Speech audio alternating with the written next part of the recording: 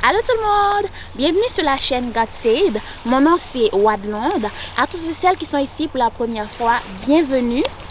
Donc je prie que cette chaîne puisse être une source de bénédiction pour vous au travers des poèmes, des témoignages, des partages, etc.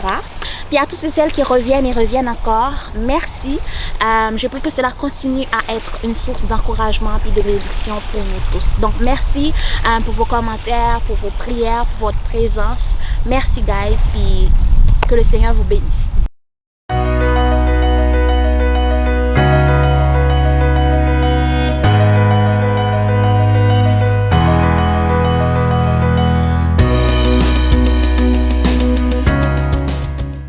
Donc, aujourd'hui, je viens vous présenter un poème qui s'intitule « Grâce ».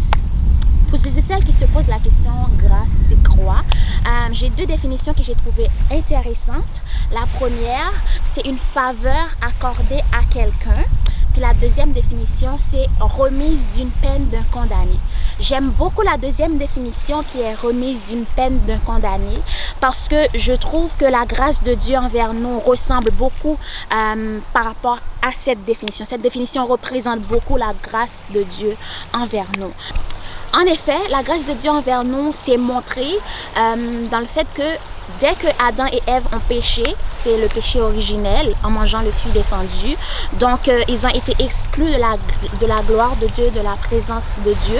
Mais Dieu a tout racheté, tout remis à neuf, nous a permis justement de pouvoir reconnecter à lui en nous donnant son fils Jésus qui a rien fait, mais pour que Jésus, lui, puisse venir coupable pour nous, porter nos péchés afin qu'on puisse pouvoir se représenter, être capable de nous présenter à nouveau devant Dieu puis avoir la présence de Dieu avec nous. Donc grâce, ce poème que je vais vous présenter, c'est une façon de nous rendre compte que peu importe ce qu'on a ou peu importe ce qu'on n'a pas, ben tout est grâce parce que c'est grâce à Dieu que nous pouvons bénéficier ou bien que certaines choses ne sont pas pires que ça aurait pu être. Donc bonne écoute. Quand je voudrais crier, qu'est-ce que j'ai bien fait pour cela mériter? Quand je voudrais abandonner et toi à tout bout de champ blâmer pour les malheurs qui seraient en train de m'arriver. Ou sinon, quand je voudrais tout haut clamer que par ma force j'y suis arrivé, que c'est moi et moi seul qui ai tout fait pour saisir les bonnes opportunités, que c'est moi et moi seul qui ai tout agencé pour réussir à percer. Quand je voudrais tout prendre comme dû, comme si c'était comme ça que cela aurait dû, que tu m'aies prise pour tienne si c'était prévu, que tu m'aimes autant, ce n'est que comme convenu, que tu aies un plan, ce n'est que le moindre de trois attendu.